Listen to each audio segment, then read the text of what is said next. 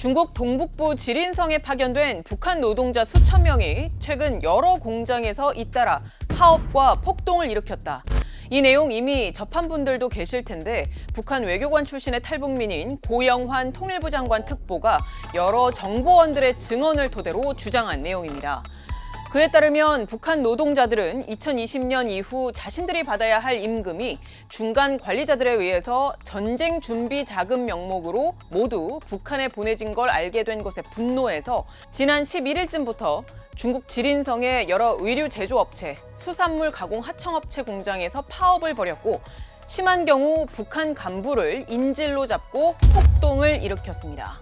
이에 김정은 정권은 중국 선양에 있는 북한 총영사와 보위성 요원을 급히 보내서 임금을 즉시 지불하는 조건으로 지난 15일쯤 사태를 수습했습니다.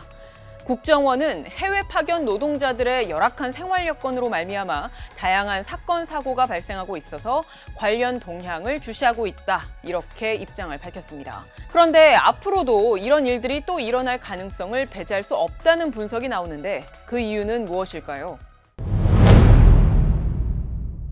월급을 계속해서 체불해 왔는데 코로나 끝난 다음에 주겠다고 약속을 했었다 그래요. 그런데 약속을 지키지 않고 식권이 다 평양으로 갔다. 그러니까 이제 결국은 분노를 해서 관리성원들을 이렇게 밀폐된 방에다가 잡아놓고 구타하고 뭐 재봉기들 같은 거 부수고 이런 격렬히 좀 저항을 했다 그래요. 이번 사건의 단편적인 원인은 임금 체불이지만 큰 틀에서 놓고 보면 북한 정권의 노동 착취와 또 제재 회피입니다. 북한 노동자들은 소속 기관이나 기업소별로 차이는 있지만 해외 파견을 당국에 신청하면 철저한 신원 조사와 간부 면접, 신체 검사를 통과한 이들만 외무성 강습과 또 보위성 강습을 받고 해외로 나가게 됩니다. 북한이 이렇게 선별한 북한 노동자들을 파견한 국가는 지금까지 총 40여 개국입니다. 국회 정보위의 보고서는 북한 정권이 이런 노동자들을 통해서 2000년부터 2016년까지 25억 4천만 달러의 수익을 얻은 걸로 파악했는데 2017년 제재 이후에도 연간 수억 달러를 거두어들이는 걸로 추정됩니다.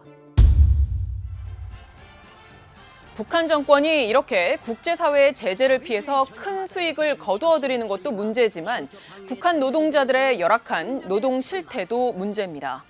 외화벌이 노동자 출신의 탈북민들의 증언을 보면 소속 회사와 또 파견 국가마다 차이가 있긴 하지만 최소 수개월에서 많게는 수년간 아예 임금을 받지 못한 경우도 많았고 하루 15시간씩 주말 없이 근무해도 정작 손에 쥐는 월급은 20만 원이 채 안 되는 경우도 많습니다.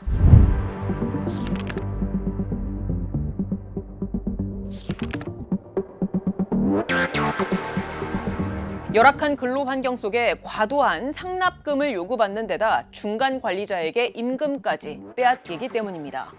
문제는 이런 현상이 해결되기는커녕 우크라이나 전쟁 등 외부 요인으로 악화할 가능성이 더 커진다는 데 있습니다. 러시아의 한 경제연구소에 따르면 러시아는 우크라이나 전쟁으로 인해서 지난 한 해에만 각종 현장에서 480만 명 정도의 일손이 부족한 상태로 평가됐습니다. 특히 앞으로는 임금이 낮고 또 작업 환경이 열악한 농업, 건설업 분야에서 노동력 부족 현상이 더 심해질 것으로 전망이 됐는데 이런 상황 자체가 북한 김정은 정권으로선 러시아에 북한 노동자들을 더 많이 보낼 수 있는 호재가 될 수 있습니다. 러시아 정부는 우크라이나 전쟁 이전인 2019년에도 당시 북한과 러시아 정상의 만남을 기념이라도 하듯이 북한 노동자들로 추정되는 이들의 러시아 입국을 전혀 제지하지 않은 바 있습니다. 저도 당시 북러 정상회담 취재차 현지에 갔다가 북한 노동자로 추정되는 이들이 우르르 공항으로 입국되는, 말하자면 북한 정권이 러시아의 도움으로 제재를 회피하는 적나라한 장면을 직접 본 적이 있었는데요. 아니 왜 그러세요? 사실 북한 노동자들의 해외 파견은 2017년부터 국제사회가 유엔 안보리 제재를 통해서 금지를 했고 또 2019년부터는 각국이 모두 북한 노동자들을 북한으로 돌려보내기로 약속한 상태이지만 러시아와 중국은 지금까지도 그 약속을 사실상 무시하고 있어서 여전히 러시아와 중국에는 수만 명의 노동자들이 있을 걸로 추정됩니다. 러시아와 북한 서로 각각 일손 한 명, 달러 한 푼이 급한 이해관계가 계속 맞아떨어지는 한 이런 국제사회의 제재를 보란 듯이 비웃고 노동자들의 인권을 침해하는 상황도 계속 이어질 수밖에 없어 보입니다. 지금까지 뒷백이었습니다.